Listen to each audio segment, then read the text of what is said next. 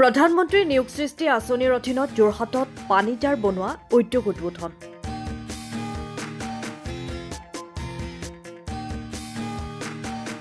দেশৰ থলুৱা উদ্যোগী অথবা আৰ্থিকভাৱে দুৰ্বল ব্যক্তিসকলক উৎসাহ জনাবলৈ প্ৰধানমন্ত্ৰী নিয়োগ সৃষ্টি আঁচনিৰ অধীনত এককালীন সাহায্য প্ৰদান কৰি আহিছে। যি সাহায্য লৈ ৰাজ্যখনৰ বিভিন্ন প্ৰান্তত উদ্যোগীসকলে থলুৱা উদ্যোগ স্থাপন কৰি নিজৰ লগতে কেইবাটাও পৰিয়ালক পোহপাল দি আহিছে। তাৰ সমান্তৰালকৈ যোৰহাটৰ এজন থলুৱা উদ্যোগী প্ৰাঞ্জল প্ৰতিম শৰ্মাই এডভান্টেজ অসমৰ প্ৰধানমন্ত্ৰী নিয়োগ সৃষ্টি আঁচনিৰ অধীনৰ জৰিয়তে 20 লিটাৰ পানী জাৰ নিৰ্মাণ কৰা উদ্যোগ স্থাপন কৰে। যোৰহাট দিছৈকাষ বামুণগাঁৱত স্থাপন কৰা এই উদ্যোগটোৰ উদ্বোধনী অনুষ্ঠানত যোৰহাট বিধানসভা সমষ্টিৰ বিধায়ক হিতেন্দ্ৰ নাথ গোস্বামী, যোৰহাট জিলা বিজেপিৰ সভাপতি শান্তনু পূজাৰীৰ লগতে কেইবাগৰাকীও বিশিষ্ট ব্যক্তি উপস্থিত থাকে। উল্লেখ্য যে এই আঁচনিৰ জৰিয়তে ৰাজ্যখনৰ বহু ব্যক্তিয়ে আত্মনিৰ্ভৰশীল হৈ নিজৰ উপাৰ্জনৰ পথ মুকলি কৰিবলৈ সুবিধা পাব বুলি বিধায়কগৰাকীয়ে জানিবলৈ দিয়ে। মুখ্যমন্ত্ৰী ডক্টৰ হিমন্ত বিশ্ব শৰ্মাক ধন্যবাদ আৰু কৃতজ্ঞতা জনাই উদ্যোগী প্ৰাঞ্জল প্ৰতিম শৰ্মাই কয় যে অসমৰ বিভিন্ন ঠাইত এনেধৰণৰ উদ্যোগ স্থাপন কৰি অসমখনক আগুৱাই নিব লাগে আৰু বহিৰাজ্যত আমাৰ ৰাজ্যৰ নিবনুৱা যুৱক-যুৱতীসকল সংস্থাপিত হৈ থকাতকৈ এনেধৰণৰ কামসমূহ কৰি স্বাৱলম্বিতাৰ পথ বাছি ল'বলৈ তেওঁ আহ্বান জনায়। প্ৰথমে মই আমাৰ মৰমৰ মামা বা দাদা অসমৰ মুখ্যমন্ত্ৰী হিমন্ত বিশ্ব শৰ্মা ছাৰক বা দাদাক কৃতজ্ঞতা জ্ঞাপন কৰিছোঁ। এডভান্টেজ আছাম এনেকুৱা এটা প্লেটফৰ্ম আমাক দিলে য'ৰ থ্ৰুৱেদি আমি এনকাৰেজ হ'লোঁ যথেষ্টখিনি যে এটা ইণ্ডাষ্ট্ৰী বঢ়াব লাগে। মই গুৱাহাটীতো এডভান্টেজ আছামৰ মিটিং এটেণ্ড কৰিছিলোঁ, তাত আমি মেম'ও কৰিলোঁ, কৰি পেলাই অকণমান টাইম লাগিলে, বিভিন্ন ধৰণৰ প্ৰব্লেম ফেচ কৰিলোঁ। লগতে মই এডভান্টেজ আছামৰ লগতে DIC-কো মই ধন্যবাদ জ্ঞাপন কৰিব বিচাৰোঁ। DIC থ্ৰুৱেদি ছাবচিডিটো আমি পাইছোঁ, 35% ছাবচিডি পাইছোঁ মই সেইটো হেৰিত।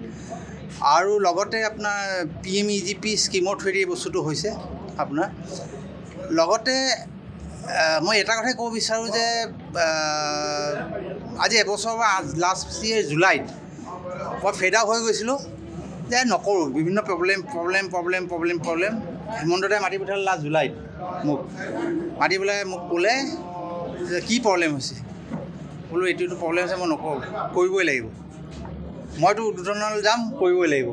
তাৰপিছত আকৌ এনকাৰেজমেণ্ট পালোঁ, কৰি পেলাই আকৌ ইণ্ডাষ্ট্ৰিটো আৰম্ভ কৰিলোঁ, বিভিন্ন প্ৰব্লেম আছে চল্ভ হ'ল, হৈ পেলাই এইটো অসমৰ 3rd ইউনিট। এইটো মই ক'বলৈ খুব ভাল লাগিছে, এইটো অসমৰ 3rd ইউনিট। গুৱাহাটীত 2টা ইউনিট আছে যোনে আপোনাৰ জাৰ আৰু ডিছপেঞ্চাৰ 20 লিটাৰ জাৰ আৰু ডিছপেঞ্চাৰ বনায়, আমাৰ 3rd ইউনিট। আৰু আমাৰ ডিমাণ্ড হ'ল গোটেই বছৰত আমাৰ আপাৰ আছাম, অৰুণাচল, নাগালেণ্ডত 8 লাখ বটলৰ চাহিদা, কিন্তু মোৰ এতিয়া যিটো কেপাচিটি, মোৰ বছৰত আপোনাৰ এৰাউণ্ড 2 লাখমান আমি বনাব পাৰিম। হোপছ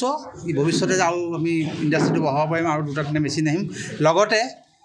মই বিচাৰোঁ যে বেলেগেও এই ইণ্ডাষ্ট্ৰিটো আৰম্ভ কৰক, আমাৰ থলুৱা মানুহে, অসমীয়া ল'ৰাই ব্যৱসায়টো আৰম্ভ কৰক। DIC-য়ে হেল্প কৰিব,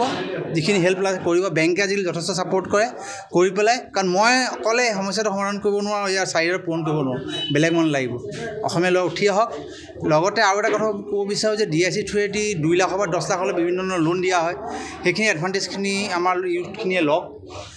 10 লাখলৈ কোনো ছিকিউৰিটি দিব নালাগে, লৈ পেলাই তেওঁলোকে সৰু ব্যৱসায় আৰম্ভ হওক। ৰিচেণ্টলি যিটো বেংগলোৰ যিটো ঘটনা ঘটিলে, মানে অতি মৰ্মান্তিক ঘটনা এটা, সেনেকুৱা ধৰণৰ ঘটনা নহয়। আমাৰ ইয়াৰ পৰা যাবলৈ কোনো দৰকাৰ নাই, আমাৰ ইয়াতে থাকক, আমাৰ ল'ৰা ইয়াতে থাকক। কাৰণ এটা কথা বুজি নাপায়, তাত যদি 18,000 টকা পাইছেও, কিন্তু 18,000 টকাত ভাড়া ঘৰৰ পইচাও দিব লাগে, খোৱা পইচাও দিব লাগে। কিন্তু আমাৰ বালিগাঁও এইখিনি যদি ল'ৰা এটা ইয়াত মোক জইন কৰে, তাৰ ঘৰতে আছে আৰু 10,000 ঠাই যদি 18,000 15,000ও পায়, কিন্তু এই ধুনীয়াকৈ চলি থাকিব পাৰিব সন্মানেৰে। মূল্যটো ক'বলৈ দিগদাৰ হয়, এইটো কাৰণে দিগদাৰ হয় বিকজ এইটো বস্তু আপ ডাউন হৈ থাকে, সোণৰ নিচিনা। ইয়াৰ বিকজ যিটো বস্তুৱে বনোৱা হয়, পিফৰ্ম বুলি এটা বস্তু আছে, পিফৰ্ম দি বটলটো বনাওঁ। এই পিফৰ্মৰ যিটো বস্তু বনায়, তো অইলৰ 3টা হেৰি থাকে, তেলৰ সেই বস্তু দি বনায়। তো অইলৰ দামটো আপ ডাউন যেনেকৈ হৈ থাকে, এইটো আপ ডাউন হৈ থাকে। তো এনেকুৱা নহয় কি যেতিয়া আমি আজি এমাহৰ আগত 7 টকা কম আছিলে আজি 7 টকা বাঢ়িল আকৌ কমিব পাৰে আকৌ বাঢ়িব পাৰে বস্তুটো এইটো আপ ডাউন হৈ থাকে তুমি একজেক্ট ক্লিয়াৰ ক'বলৈ অকণমান দিগদাৰ হয় আপোনালোকৰ এই কাৰখানাটোত বৰ্তমান সময়ত কিমানগৰাকী আমাৰ 10জন হয় এমপ্লয়ী আছে গোটেইখিনি আমাৰ লোকেলৰ এই এৰিয়া তাৰে 8জন আছে 2জন যোৰহাটৰে হয় আমাৰ থলুৱা মানুহ গোটেইখিনি খিলঞ্জীয়া মই খিলঞ্জীয়া বিশ্বাস কৰোঁ খিলঞ্জীয়া মানুহ ঠিক আছে কংগ্ৰেচুলেট কৰিছোঁ যিজনে এটা সৰু হ'লেও মানে এডভান্টেজ আছাম টুৰ আণ্ডাৰত এটা সৰু ইণ্ডাষ্ট্ৰি এটা তেওঁ আৰম্ভ কৰিছে এই সৰুটো গৈ মিডিয়াম হ'ব তাৰপিছত এদিন লাৰ্জ ইণ্ডাষ্ট্ৰি তেওঁৰ মালিক হ'ব মই এইটোৱে ভাবিছোঁ কাৰণ ইমান সুন্দৰকৈ আমাৰ পানীৰ যিবিলাক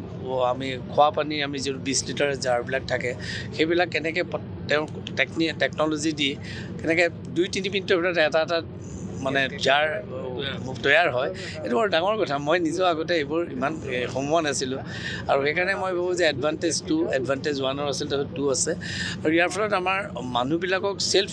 ডিপেণ্ডেণ্ট হোৱাত সহায় কৰিব না ডেফিনেটলি এতিয়া সেইটোতো হয়েই তাৰোপৰি এতিয়া আমাৰ যে যিখিনি কম মানে যাৰ আৰ্থিক অৱস্থা দুৰ্বল আমি 2 লাখ আৰু 5 লাখ টকাৰ আমি যে এটা স্কিম লৈছোঁ যে আমি তেওঁলোকক 2 লাখ টকাত তেওঁলোকক দিম কিবা এটা ইণ্ডাষ্ট্ৰি কৰক 5 লাখত দিওঁ সেইটো আছে গতিকে তলৰ পৰা একদম ওপৰলৈকে অসমত এটলিষ্ট ইণ্ডাষ্ট্ৰিয়েলাইজেশ্যনৰ ক্ষেত্ৰত হিমন্ত বিশ্ব শৰ্মাই যিধৰণে মানে আগভাগ লৈছে এতিয়া যিটো ইনিচিয়েটিভ আগৰ দিনতো সৰ্বানন্দ সোণোৱালে লৈছিল আৰু হিমন্ত বিশ্ব শৰ্মাই তাক আৰু ষ্ট্ৰেংথেন কৰিছে সেইকাৰণে আই কংগ্ৰেচুলেট হিম আৰু লগতে মই শৰ্মাৰ ফিউচাৰটো ভাল হ'ব বুলি আশা কৰিছোঁ আৰু সকলোৱে তেওঁক সহযোগ কৰিব বুলি ভাবিছোঁ ৰাস্তাটো নহয় এই ৰাস্তাটো আপোনালোকে চবেই কয় কিন্তু আপোনালোকে ৰাস্তাটো কেতিয়াবা PWD ডিপাৰ্টমেণ্ট গৈ সুধিব এজন কণ্ট্ৰেক্টৰে 8 কোটি টকা পাইছিলে এই ৰাস্তাটোৰ কাৰণে এই ৰাস্তাটো আৰু এটা পদুমণি বুলি কয় কাছাৰগড়ৰ ৰাস্তাটো 2টা ৰাস্তা তেওঁক দিছিল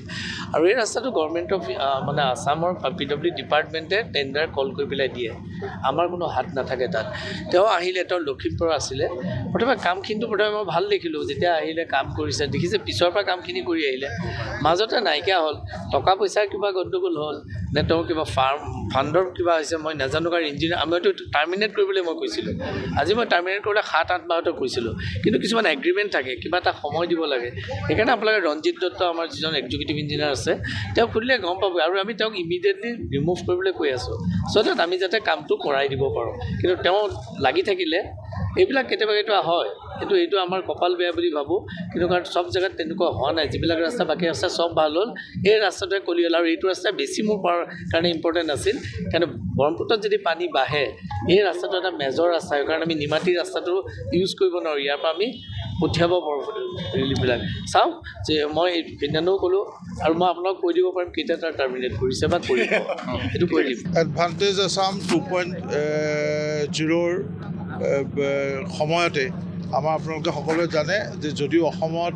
মুঠ 294খন কেন্দ্ৰীয়ভাৱে MOU চুক্তি হৈছিল আৰু সেই সময়ত